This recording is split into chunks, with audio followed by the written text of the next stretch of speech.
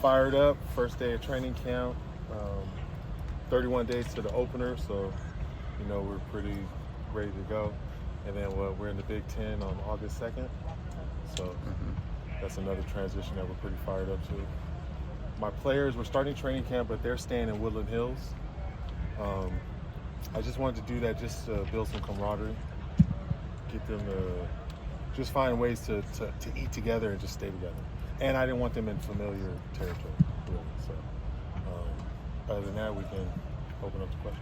Are they staying in a dorm or a hotel? They're staying in a hotel. Okay. 5 stars or? I don't think it's 5. Okay. It's not that type of life. No. How do you feel? We've already talked to you during the spring and when you got hired, but this is your first camp. How do you feel right now, kind of on the precipice of really getting into the season?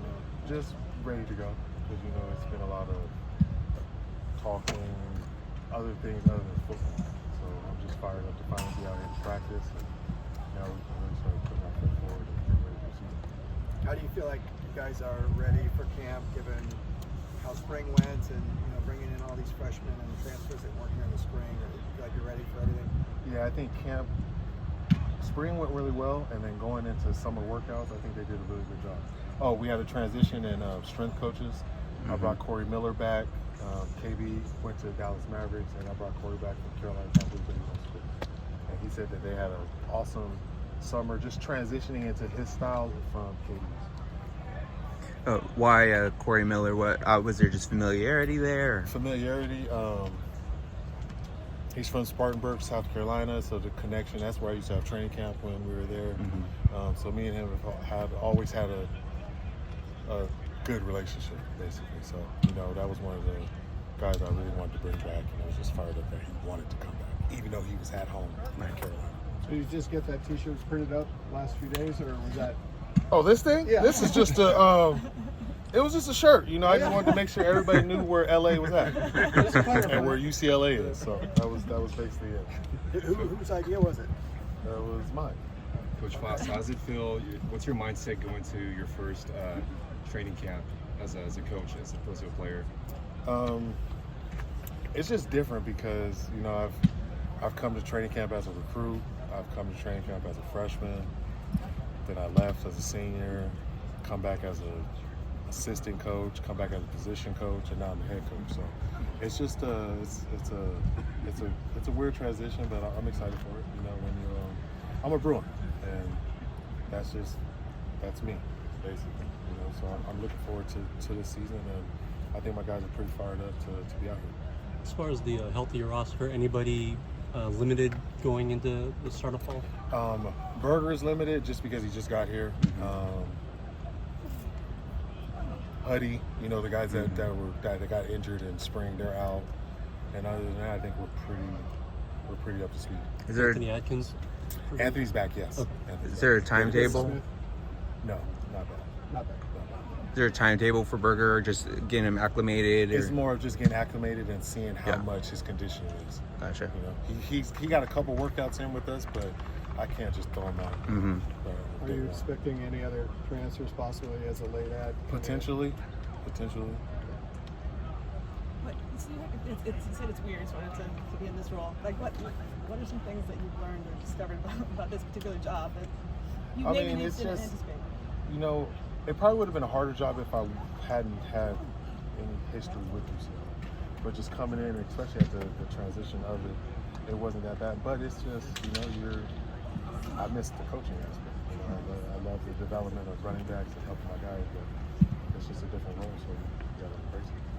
You said you were going to go on Twitter after Big Ten Media Day. Well, what did you think of what people were saying about we're in LA? I mean, it is what it is. I'm going to embrace it. It was funny to me. So, yeah. It wasn't, all the interviews after that I killed. So, you guys knew me, so it wasn't, it wasn't that big of a deal. As far as, obviously the offense got a chance to transition into Eric Bieniemy's system in the spring. As far as those returners, the guys who were here in the spring, what do you hope to see them, quickly retain the first couple of days?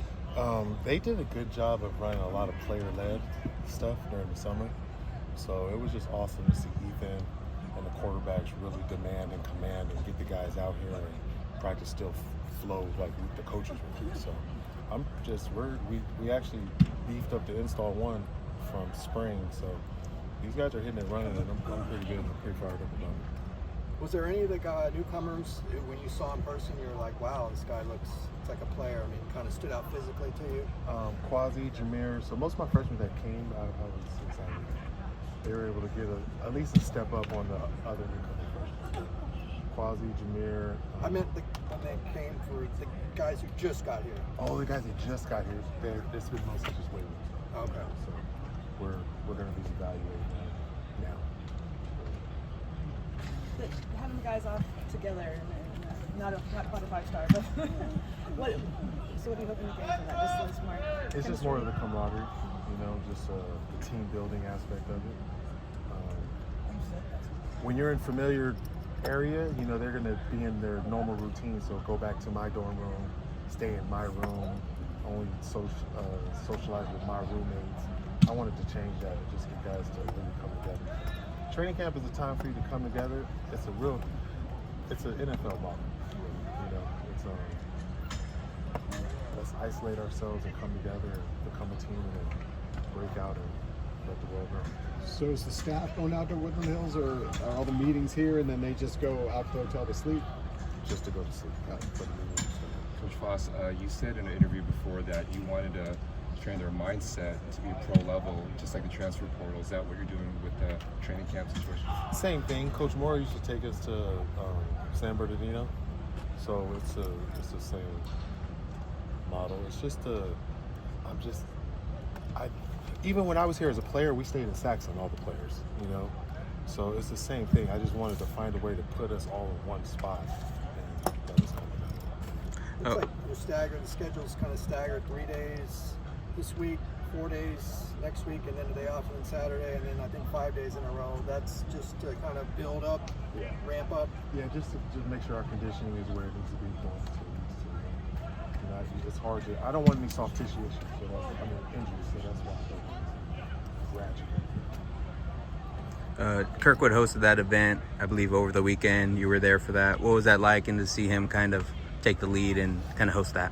It was just awesome just to be at his first annual Devin Kirkwood camp. Mm-hmm.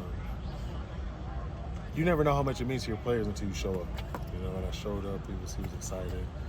You know how Kirk, he's fired up, he's loud. So it was pretty awesome. He stopped the whole camp, let me talk to him and everything. I didn't even tell him I was coming. So okay. I just showed him. Cool. So your introductory start here, it was so clear how much you love this place and everything. So what's the emotion of getting up this morning and It's crazy. I couldn't really sleep.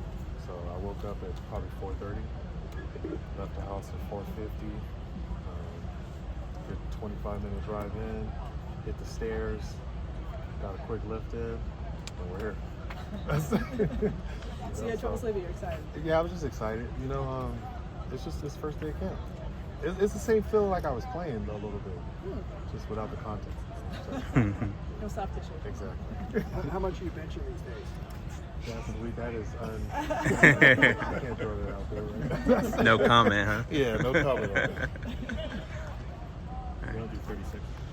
Oh, and then I switched Josh Swift to 36. Mm-hmm. He'll be wearing Nick Pasquale's number this season, and that was Alex Johnson last year. Mm-hmm.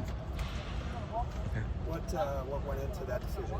Just the way he approaches the game. We want it to be somebody, a potential walk-on that can, actually try to win a scholarship. Just really exudes what being a Bruin is. Discipline, respect, enthusiasm. Swift is just a guy. He's the same guy every day.